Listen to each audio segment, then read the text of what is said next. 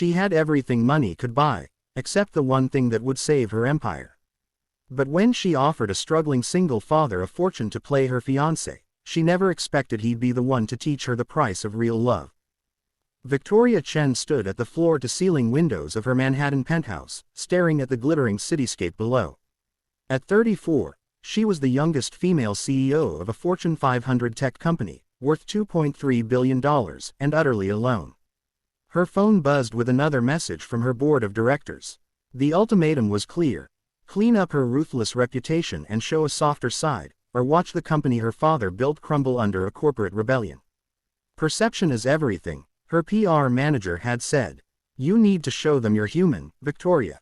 That you understand family values. Family values. Victoria almost laughed at the irony. She'd sacrificed every relationship, every friendship, every moment of joy to build her empire. Now that empire demanded she fake the very thing she'd spent her life avoiding. That's when she met Daniel Murphy. He was interviewing for a junior IT position, overqualified, desperate, and wearing a suit that had seen better days. Victoria noticed him in the waiting area, clutching a folder and checking his watch every 30 seconds. Most people cowered under her gaze, but when she passed by, he simply nodded with tired dignity. Mr. Murphy. She stopped, an idea forming. Walk with me. In her office, she learned his story in minutes. Widowed 2 years ago, raising a 6-year-old daughter named Sophie alone. He'd been working 3 jobs until a car accident left him with medical bills that swallowed his savings. His daughter needed stability. He needed a miracle. Victoria needed a solution. I'll pay you $500,000, she said, watching his face carefully. In exchange, you'll pretend to be my fiancé for 6 months. Public appearances, company events, social media posts. When it's over, you walk away with enough money to secure your daughter's future. Daniel stared at her like she'd spoken a foreign language. You want to hire me, to pretend to love you. I want to hire you to stand beside me and smile. Love has nothing to do with it. She expected him to jump at the offer. Instead, he asked, why me? Because you need the money, and you're nobody. No scandal, no agenda. You're perfect precisely because you're invisible. Something flickered across his face. Hurt, maybe, or disappointment. But then he thought of Sophie's worried eyes when she asked why they couldn't afford her school trip, and he nodded. 6 months, he said. But I have conditions. Nobody gave Victoria Chen conditions.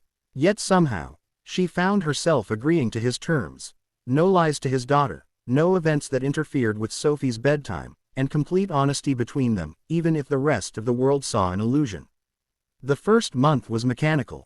Daniel showed up where he was supposed to, said what he was coached to say, and accepted his weekly paycheck with quiet gratitude. Victoria played her part flawlessly, the softened CEO, the woman who'd found love. The board approved. The media swooned. Everything was going according to plan.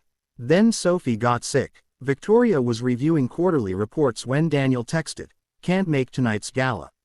Sophie has a fever. Find an excuse." She stared at the message, fury rising. They had one rule: show up. This event was crucial. She typed back, "Hire a babysitter. This is your job." His response was immediate. No. No. Just no. Nobody said no to Victoria Chen. She found herself driving to his modest apartment in Queens, rehearsing the threats she'd deliver. But when Daniel opened the door, exhausted and worried, holding a damp cloth, something in her chest shifted. Is she okay? The words came out softer than intended. Just a fever. She gets them sometimes. Her immune system hasn't been the same since. He stopped himself. Since her mom died. Victoria didn't know what possessed her to step inside, to follow him to Sophie's small bedroom where the little girl lay curled under a blanket covered in stars. She'd never felt more out of place, standing there in her designer dress and heels. "Who's that?" Sophie asked weakly, and Daniel froze. "I'm Victoria, your dad's friend. Are you the pretty lady from his phone? The one he's always practicing smiling at?" Daniel's face turned red. "Sophie, you should rest." But Victoria sat down on the edge of the bed. "What do you mean, practicing?" Sophie's fever-bright eyes studied her. "Daddy stands in the mirror and practices looking happy. He says he has to be good at pretending so we can keep our apartment." The words hit like a physical blow. Victoria looked at Daniel, saw the shame in his eyes, and understood. While she'd been treating this as a transaction, he'd been carrying the weight of it as another burden, another performance required for survival. "You don't have to pretend anymore," Victoria whispered. "Not here. Not with me." Something changed that night. She missed her gala, staying instead to help Daniel care for Sophie. She learned that love wasn't a weakness to be exploited but a strength she'd forgotten existed. She watched Daniel read bedtime stories with different voices for each character, adjust Sophie's blankets a dozen times, check her temperature with gentle hands. This was power too, the power to matter to someone beyond what you could provide. Over the following weeks, the lines blurred. Victoria started showing up at Sophie's school plays without being asked. She learned to braid hair through YouTube tutorials when Sophie mentioned wanting fancy braids like her classmates. She found herself laughing, actually laughing, at Daniel's terrible jokes during their practice dates. Daniel, in turn, saw past her armor. He called her out when she was being harsh, celebrated her victories without wanting anything in return, and listened to her fears about never being enough, never being loved for anything but her success.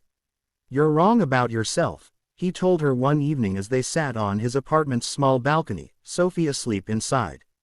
"You think you're unlovable because you're driven. But that's not why people struggle with you. It's because you won't let anyone in. You're terrified that if they see the real you, they'll leave." "And what is the real me?" she challenged. "The woman who drove across the city at midnight to bring Sophie medicine because I mentioned the pharmacy was closed. The woman who set up a scholarship fund for single parents at your company. The woman who cried during Toy Story last week and pretended it was allergies." Victoria's carefully constructed walls crumbled. "I don't know how to do this. I don't know how to be someone who deserves this." "You already are," Daniel said simply, and kissed her. It wasn't part of the contract. It wasn't for the cameras. It was real. The 6 months ended on a Tuesday. Victoria held the final check, watching Daniel across her desk like they were strangers again. The board was satisfied. Her reputation was restored. The deal was complete. "Thank you," she said formally. "You fulfilled your obligations." Daniel took the check, stared at it, then slowly tore it in half.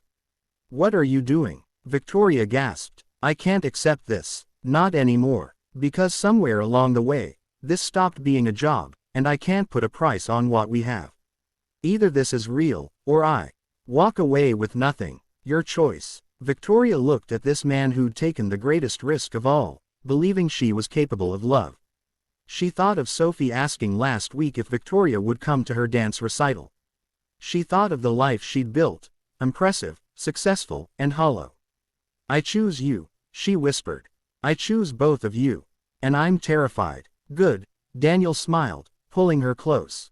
"That means it matters." 6 months later, Victoria Chen stood at the same windows in her penthouse, but everything looked different. Sophie was doing homework at the table Daniel had insisted they buy because families eat together.